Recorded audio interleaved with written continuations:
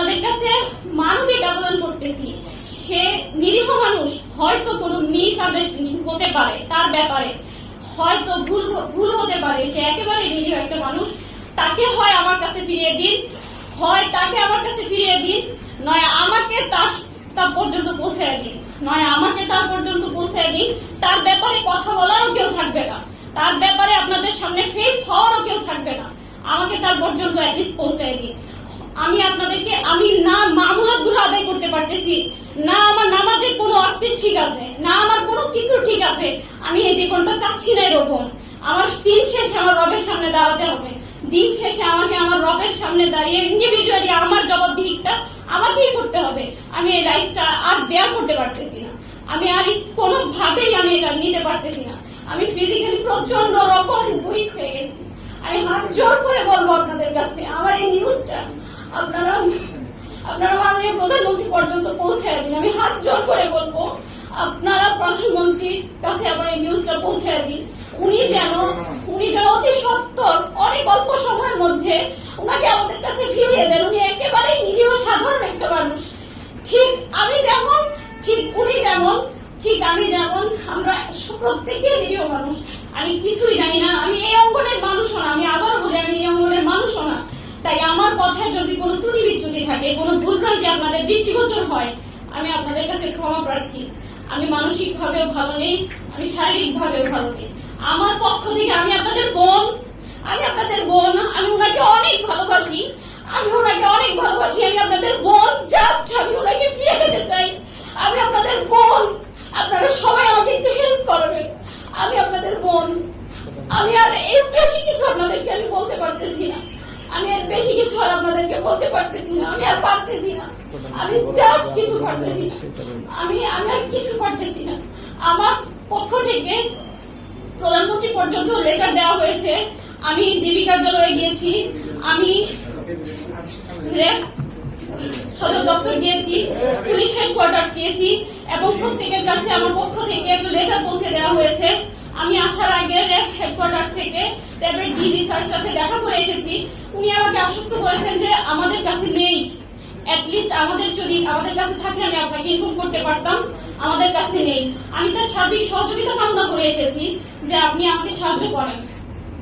তিনি আমাকে আশ্বস্ত করছেন, তিনি তার নাম্বারগুলো রেখেছেন, তিনি বলেছেন যে আমরা দেখতেছি, যদি কোনো খবর পাই আমরা জানাবো। আমাকে প্রশ্ন করেছেন আপনি কি মনে করেন যে সে আমাদের প্রশাসনের কাস্টাডিতে আছে?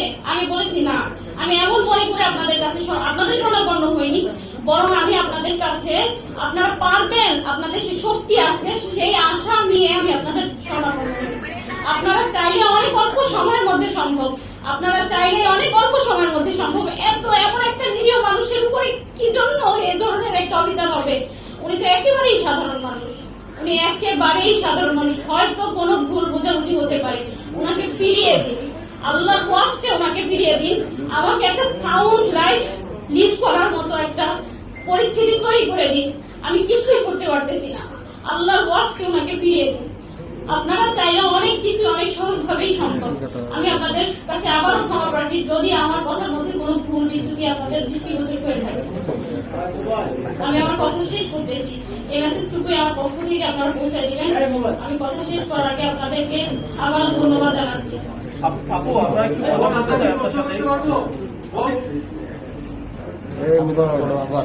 আচ্ছা, আপনারা অবশ্য অবগত আছেন যে আবদুল মোহাম্মদ আদনানের সাথে আরো 3 জন একসাথে নিখোঁজ হয়েছে। আমি তাদের ফ্যামিলির সাথে যোগাযোগ করতে চেষ্টা করেছি।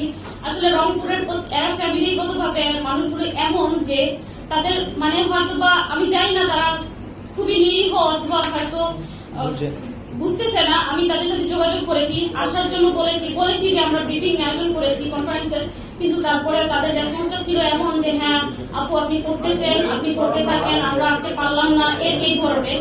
তো দুঃখিত যে আমি তাদেরকে আপনাদের সামনে উপস্থিত করতে পারিনি। 3টা মানুষ, আমি 4জন মানুষ কার সহ, এটা অবশ্যই কোন প্রাইভেট কোন সংস্থার কাজ হতে পারে না। জাস্ট এটুকুই আমার ধারণা, এটা কোনো প্রাইভেট ভাবে তাকে গুম করা হয়েছে, এটা হতেই পারে না।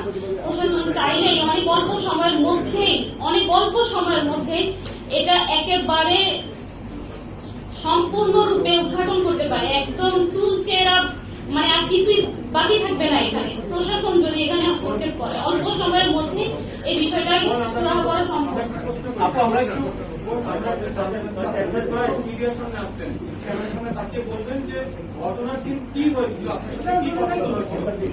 ঘটনার দিন আমি ডিটেলস বলতেছি। ঘটনার দিন উনি আসতেছে যখন 3টা থেকে 3:30।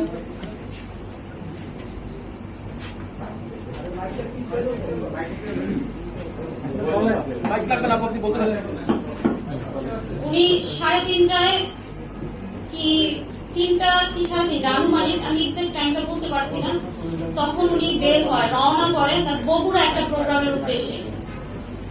বগুড়া একটা প্রোগ্রামের উদ্দেশ্যে রওনা করে, সাথে ফিরোজ ভাই এবং মুহিত ভাই নামে 2 ব্যক্তি তার সাথে ছিল সফরসঙ্গী হিসেবে। আর যার কার তার নাম হচ্ছে আমির, সে নিজেই ড্রাইভ করতেছিল। এই 4 জন বগুড়ার প্রোগ্রামের উদ্দেশ্যে রওনা করে। উদ্দেশ্য ছিল প্রোগ্রাম শেষ করে ঢাকা ফিরবে, ঢাকা আমার কাছে উনি আসবেন। কিন্তু 4টার দিকেই, আমি টাইম এক্স্যাক্টলি আপনাদের বলতে পারবো যদি ফোনটা চেক করি, 4টার কি তার কিছু পরেই উনি আমাকে কল করে বলতেছে, আমি আর কি তাকে কল করে আস্ক করতে চেয়েছি যে কি খাবার, কি রান্না করবো আর কি। সেজন্য উনি খুবই ফেড আপ হয়, খুব রেগে যায় আমার উপরে, যে কিভাবে আছি, কেমন আছি, এই প্রশ্নটা না করে কিভাবে কি খাবো এই প্রশ্ন করতেছো। তখন সে বলতেছে যে আমি আমার পেছনে 2টা বাইক আমাকে ফলো করতেছে, আমার মনে হচ্ছে যে আমাকে 2টা বাইক ফলো করতেছে। তখন আমাকে বললো জাস্ট আমার জন্য দোয়া করো, আমি যেন নিরাপদে বাসায় পৌঁছতে পারি। তখন আমি ওনার উনি খুব রেগে যাওয়ার কারণে আমি আর কোনো প্রশ্ন করিনি, আমি রেখে দিলাম। দেন কিছুক্ষণ পরে উনি নিজেই আমাকে আবার কল করে বলছে যে ঠিক আছে রান্না করো, আমরা 4 জন আসতেছি। হ্যাঁ আলহামদুলিল্লাহ, এখন আর বাইকগুলো দেখা যাচ্ছে না। কিছুক্ষণ বলতে তাও প্রায় 20 থেকে 25 কি আধা ঘন্টা পরে আর কি আমাকে আবার বলতেছে যে এখন আর ওই বাইকগুলো দেখা যাচ্ছে না।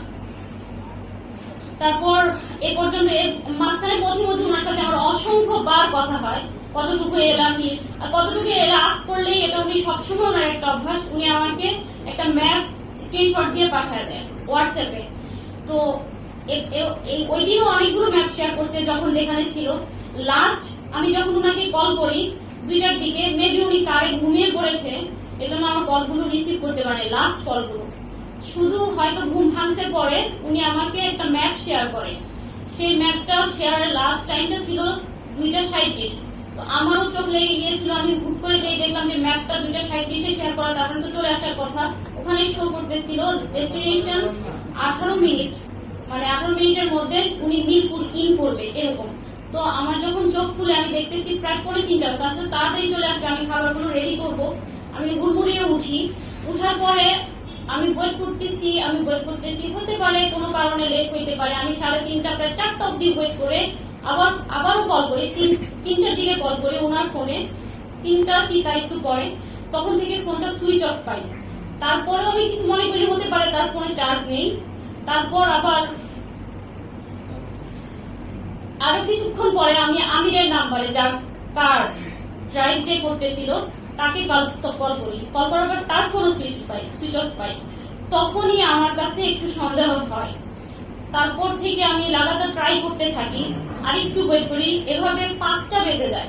5টার পরে আমি যাদেরকে চিনি বা ওনার সাথে যারা মোটামুটি চলাফেরা করে, এদেরকে আমি নক করা শুরু করি। আর ফ্রাইডে ওনার একটা প্রোগ্রাম খুতবা ছিল, সাবার একটা খুতবা ছিল, সেই খুতবায় উনি অ্যাটেন্ড করলো কিনা। আমি প্রায় 6টা অব্দি তাকে অনেককে কল করার পরে আমি 6টার পরে ওখানেও কল করি যে ওখানে চলে গেল কিনা কোনো কারণে। তারাও বললো যে না, এখানে আসেনি। এই ছিল ঘটনা। দেন তারপরে আমি দারুস সালাম থানায় উদ্দেশ্যে রওনা হয়ে যাই, কারণ আমি যে দেখেছি ওখানে গাবতলী শো করতেছিল, সেজন্য। আমি দারুস সালাম থানায় যাওয়ার পরে তারা আমাকে বলে যে আপনার সব ডিটেলস গুলো নিল, আদনান সাহেবের সব নাম্বার সবকিছু নিল। নেওয়ার পরে বলতেছে যে আমরা লোকেশন জেনে দেন আমরা একটা আপনাকে জানাবো কিছু একটা। তারপর আমি জানতে চাইলাম অ্যাটলিস্ট তুমি কোথায় আছে, এটা ইনফরমেশনটা আমি কোথায় পাবো। তখন তারা আমাকে বললো যে আপনি এক কাজ করেন, ডিবির ওখানে যান, র্যাবের কার্যালয়ে যোগাযোগ করেন, তাদের পর্যন্ত গিয়ে আপনি জানার ট্রাই করেন যে আসলে উনি কোথায় আছে। আমি গেলাম। পরের দিন দারুস সালাম থানায় আমার সারাদিন তারপর তারা বলতেছে যে না, এখানে লোকেশনটা এখানে না, তাই তারা এখানে জিডি নিতে পারবে না। যদি জিডি করতেও হয় তো বোঝানো পল্লবী গিয়ে করি। তো পল্লবী যাওয়ার পরে তারাও বিষয়টা আমলে নেয়নি, একই কাহিনী বললো যে আমি লোকেশন দেখবো, দেন আমরা জানাবো। সেম আমি ওভাবে বসে থেকে চলে আসি। তারপর আবার লাস্ট আমি কিবার আমার কাছে দিন রাত সব সমান, ডেট তারিখ সব সমান, তাই আমি এখনো বলতে পারবো না আজকে কত তারিখ কিংবা আজকে কি বার।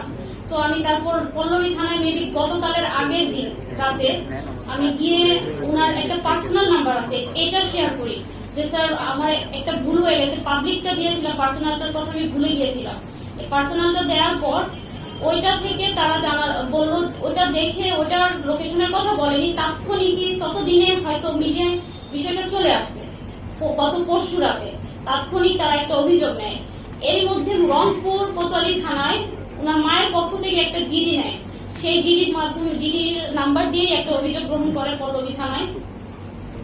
আর আমি তো আমার চেষ্টা অব্যাহত রেখেছি। এরই মাঝে আমি প্রধানমন্ত্রী কার্যালয়ে 2 বার গিয়েছি, ওখানে লেটার দিয়েছি। ডিবি কার্যালয়ে তো আমি অনেক ট্রাই করেছি, আমাকে তো কোনোভাবে অ্যাক্সেসই দেয়নি। আর আমি তো জানিও না সবচেয়ে বড় কথা কোন বইতে যেতে হবে, কিভাবে কি করতে হবে, কারণ আমি তো এই অঙ্গনের মানুষই না। বাধ্য হয়ে শুধুমাত্র উনার জীবনটার কথা ভেবে উনার জন্য আমার যন্ত্রণার জায়গা থেকে, আমার আর্তনাদের জায়গা থেকে আপনাদের সামনে ফেস হতে হয়েছে। আমি কখনোই ফেস হতে চাইনি। আপু, উনি বগুড়া একটা প্রোগ্রামের কথা বলে বাসা থেকে বের হয়েছিলেন, উনি কি বগুড়ায় গিয়েছিলেন নাকি সরাসরি ঢাকায় এসেছিলেন? একটু যদি না, প্রোগ্রামের কথা, বগুড়ার প্রোগ্রামটা হয়নি। ওই মেবি আমার সাথে তো তার ডিটেলস আর কথা হওয়ার সুযোগ ছিল না। আমি ভাবছিলাম বাসায় এনে দেন আমিও তাকে আস্ক করবো যে আসলে কি কারণ ছিল, কি হয়েছিল প্রতিমধ্যে, কারণ সে খুব রেগে গিয়েছিল আমার উপরে। সেজন্য আমি আর তাকে ওখানে কিছু জিজ্ঞেস করিনি, শুধু এতটুকুই জানতে পেরেছি যে ওই দিন আর প্রোগ্রামটা উনি অ্যাটেন্ড করেনি। আপনার কি মনে হচ্ছে আসলে কারা দিতে পারে কাদের? যে উনি কোনো রাজনৈতিক দলের আশ্রয় প্রশ্রয় কখনো ছিল না এবং কোনো বক্তব্য কখনো কোথাও দেয়নি, কিন্তু আপনার ভাষ্য অনুযায়ী তার সাথে যখন আপনার কথা হয়েছে তখন তিনি এক পর্যায়ে বলেছেন যে দুটি বাইক তার গাড়ি ফলো করেছে। এই ধরনের কথা বা নেভার, না, এই ধরনের কোন সিচুয়েশনের সম্মুখীন আমি কখনোই হইনি, কখনো উনি বলেও নি, কখনো উনি বলেন। তবে উনি এমনিতে যখন এগুলো নিয়ে কথাবার্তা বলতো, মসজিদে খুতবা বা লেকচারে যেত, মাঝে মাঝে বিচ্ছিন্ন কিছু ঝামেলার সম্মুখীন উনি হতো। সেজন্য হয়তো উনি এই যে বিষয়গুলো দেখা যায় ওনার লেকচারে উনি তুলে ধরেছে, যে দেখা ইসলামের কথাগুলো বললে বা হক বিষয়গুলো যদি জি বিগত বেশ কয়েকটা মাস ধরে আপনি ওনাকে কিন্তু ঠিক কি কারণে বিগত কয়েক মাস ধরে আমি তাকে নিয়ে উদ্বিগ্ন ছিলাম, এরকম আমি বলিনি। প্রোগ্রাম যারা আয়োজক তাদের সাথে যোগাযোগ করেছেন কিনা, বা উনি যে প্রোগ্রামটাতে গেলেন বগুড়াতে প্রোগ্রামে যায়নি, প্রোগ্রামটা অ্যাটেন্ড করেনি। যারা আয়োজক, যারা এটা আয়োজন না, করলেন, যারা আয়োজক আমি তাদেরকে চিনি না। আর তার কোথায় কখন প্রোগ্রাম থাকে এগুলো সব তো আর আমার সাথে শেয়ার করে না। আমি তো সবার নাম, যেগুলো পোস্টার হয় জাস্ট ওগুলো হয়তো বা আমি জানি, আর খুদবার ওখানে আমি কল করতে পেরেছি এজন্য যে এটা পোস্টার হয়েছিল। আদারওয়াইজ আমি তো জানি না কাদের সাথে তার কথা হচ্ছে। আমি তো আপনাদের সাথে ফেস হচ্ছি, এভাবে তো ফেস হওয়ার প্রশ্নই আসে না। আপু, একটু বলবেন কি আসলে আপনাদের কি মনে হচ্ছে, কারা তাকে অপহরণ করে থাকতে পারে, বা আপনাদের পরিবারের পক্ষ থেকে আপনারা কি মনে করছেন? আইন শৃঙ্খলা রক্ষাকারী বাহিনী কেউ নিয়ে গেছে নাকি অন্য কারোর সাথে তার শত্রুতা ছিল? আমি এত কিছু বুঝি না, আমার শুধু সন্দেহের জায়গা থেকে স্বাভাবিক, হয়তো আমার জায়গায় আপনারা থাকলেও মনে হতে পারে এটা হতে পারে, ওইটা হতে পারে, নানান জল্পনা কল্পনা আপনার মনে দানা বাঁধতেই পারে। আমার জায়গায় আপনি থাকলেও এটা হতো। সেই জায়গা থেকে কখনো মনে হয় উনার ব্যাপারে অনেক সময় অনেকে বিরূপ মন্তব্য করতেন, অনেক সময় উনার ব্যাপারে অনেকে অনেক রকমের কথা বলতেন। তো মনে হয় যে এজন্যই কি উনার উপরে কোনো প্রেশার এলো কিনা, বা এজন্যই উনি এত বড় একটা ঘটনার শিকার হলেন কিনা, এজন্যই উনার লাইফটা বিপন্ন কিনা। আবার কখনো মনে হয় উনি জিও পলিটিক্স নিয়ে আলোচনা করতো, পলিটিক্যাল সায়েন্টিস্ট বা সায়েন্স নিয়ে কথা বলতো, সবাইকে পড়াশোনা করার জন্য উদ্বুদ্ধ করতো না, লেকচার গুলো শুনলে দেখবেন। তো মনে হয় এটা কি ইন্টারন্যাশনালি কোনো একটা গোয়েন্দাদের বিষয় কিনা। এক এক সময় আমার মনে হয় এটা আমার হতেই পারে, এক এক সময় এক এক রকমের ধ্যান ধারণা চিন্তা ভাবনা কত কিছুই তো ব্রেনে ঘুরপাক খায়। আমি তো এগুলো বুঝি না ভাইয়া, আপনারা ভালো বুঝবেন আমার চেয়ে যে আসলে কি হতে পারে। আমি জাস্ট ঘটনার সাক্ষী, আমি আপনাদের কাছে আমার তার সন্ধান চেয়ে আবেদন করতেছি। সরাসরি একটা প্রশ্ন করি, হ্যাঁ? সম্প্রতি কিন্তু আপনি জিওপলিটিক্সের কথা বলেছেন, ইসলামিক জিওপলিটিক্সের যে জায়গা, ফিলিস্তিন এবং ইসরায়েলের ঘটনা নিয়ে ওনার অবস্থাটাকে কি সম্পর্কে বলতে হবে? ফিলিস্তিন ইসরায়েলের বিষয় নিয়ে ওনার অবস্থান বলতে আপনি কি আস করতেছেন? মানে উনি কোনো বক্তব্য দিয়েছিলেন? উনি ওনার বক্তব্যগুলোতে তো আছেই, উনি তো ইসরায়েলের ব্যাপারে বলতেনই। আমরা মুসলিম বলতেই আমরা সকলেই আল আকসাকে ভালোবাসি, আর আল আকসার উপরে যাদেরই রক্তচক্ষু থাকবে সে ব্যাপারে আমাদের দিল থেকে একটা তাদের প্রতি বেদনা থাকবে, একটা যন্ত্রণা কাজ করবে। That's it. আচ্ছা আপু, এরকম ঘটনা অনেক সময় দেখা যায় যে আইন শৃঙ্খলা রক্ষাকারী বাহিনী পরবর্তীতে গ্রেপ্তার স্বীকার করে।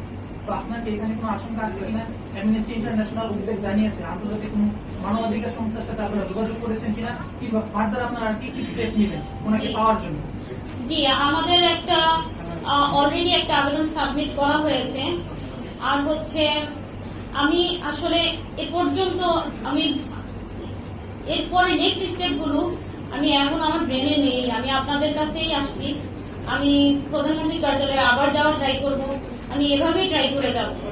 এরপরে আমার সর্বাত্মক চেষ্টাগুলো এভাবে এগুলো কেন্দ্রিকই হবে, এর বেশি আমি আর কি করতে পারি? আমি তো একটা সাধারণ মানুষ। আপু এই পাশে একটা প্রশ্ন করি। আমি যমুনা টেলিভিশন থেকে আসছি। সেটা হচ্ছে আমাদের আসলে ব্যক্তিগত জীবন নিয়ে আমাদের তারপরেও যেহেতু উনি মিসিং এবং এটা নিয়ে সারা বিশ্ব নিয়ে আলোচনা হচ্ছে বাঙালিদের মধ্যে, একটু তার আবু তহর মোহাম্মদ আদনান, এই আমরা জানি তার নাম আফজালুল আদনান, আবু তহর মোহাম্মদ আদনান এবং তার এই যে পরিচিতি, এইটা উনি আসলে কিভাবে হয়ে ওঠেন এটা একটু বলবেন? তার আসলে ব্যাকগ্রাউন্ড বা তার পড়াশোনা বা এগুলো আমরা একটু জানতে চাই। ওটা হচ্ছে তার আইডি কার্ডের নেই। আর আবু তহর মোহাম্মদ আদনান দিয়ে তার অফিসিয়াল পেজ গুলো চলতো, ইউটিউবে এই নামটা দেওয়া ছিল, যার জন্য এই নামটাতেই উনি পরিচিত। আর পড়াশোনার ব্যাকগ্রাউন্ড হচ্ছে উনি ফিলোসফিতে মাস্টার্স করেন, দেন উনি সালাফি মাদ্রাসা থেকে অ্যারাবিকের উপরে বিভিন্ন অনেক টিচারের থেকে অনেক মুরব্বীদের থেকে শিক্ষা গ্রহণ করেন। তবে উনি এমন না, আমি আবারও বলতেছি, কথাটা আমি শুরুতে বলছি যে উনি সালাফি কিংবা হানাফি কিংবা হাম্বলি কিংবা কওমি কিংবা দেওবন্দি কিংবা আহলে হাদিস, উনার এরকম কোনো পরিচয় নেই।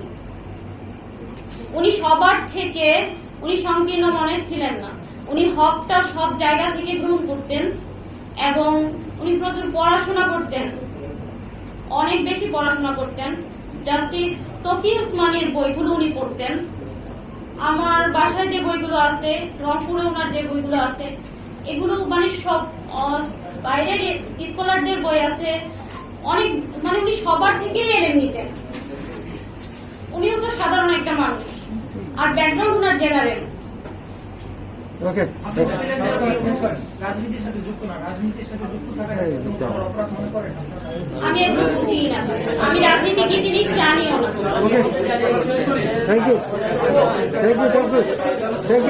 আইনজীবীর কোনো বক্তব্য আছে? আপনারা কি এই যে উচ্চ আদালতে কোনো ধরনের বক্তব্য যাবেন?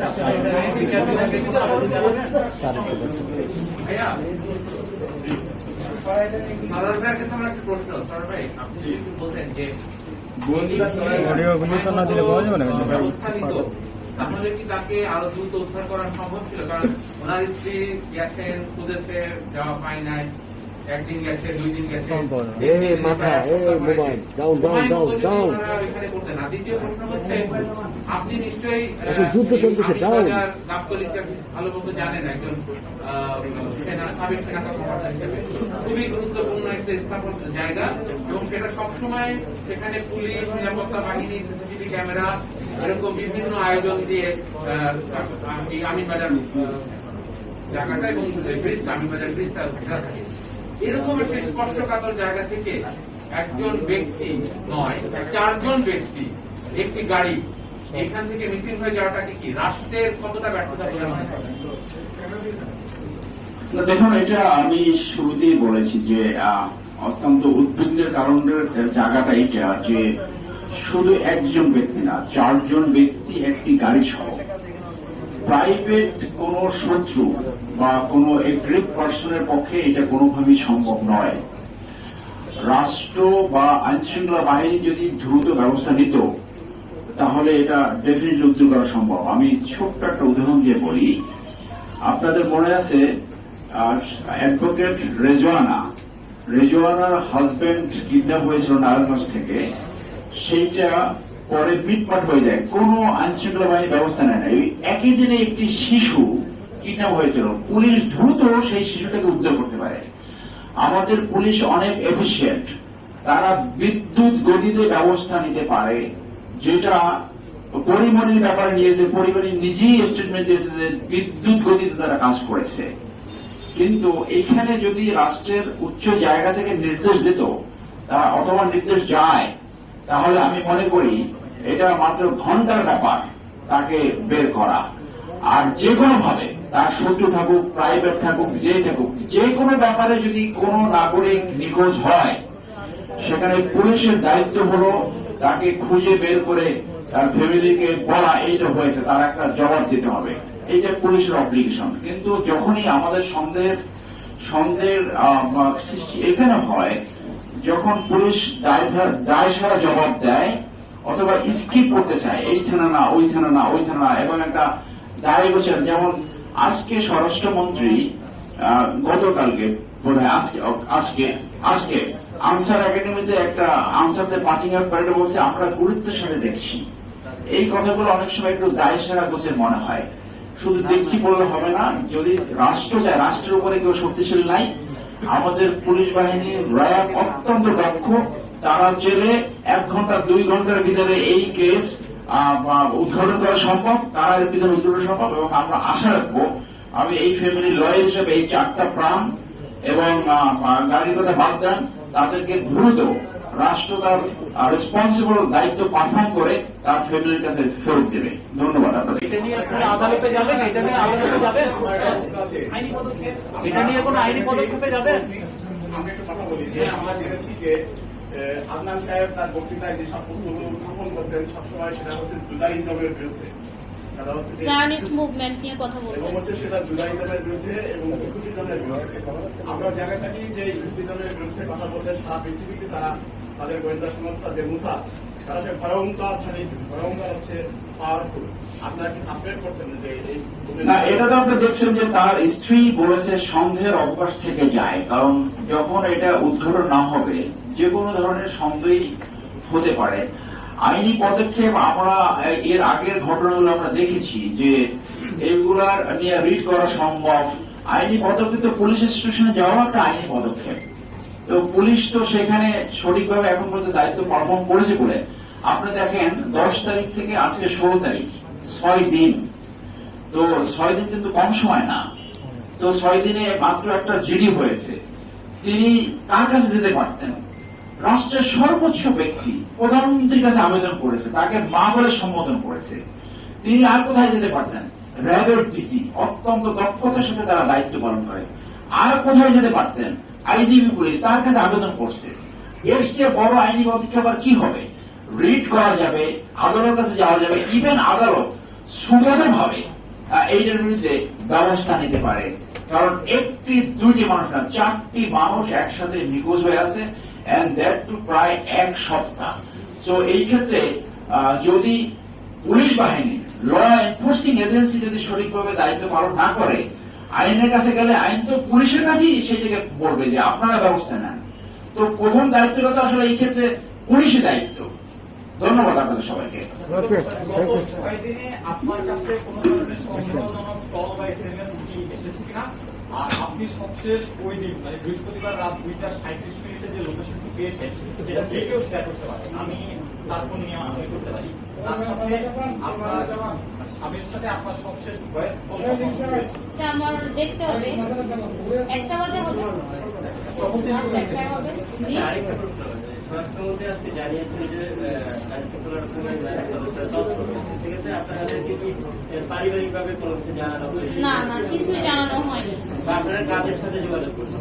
সরাসরি জাস্ট একটা তদন্ত পুলিশ আছে মেবি, মানে ডিউটি অফিসার SI, উনাকে আমি কল করি, জাস্ট এটুকুই, না এর বেশি কিছুই না।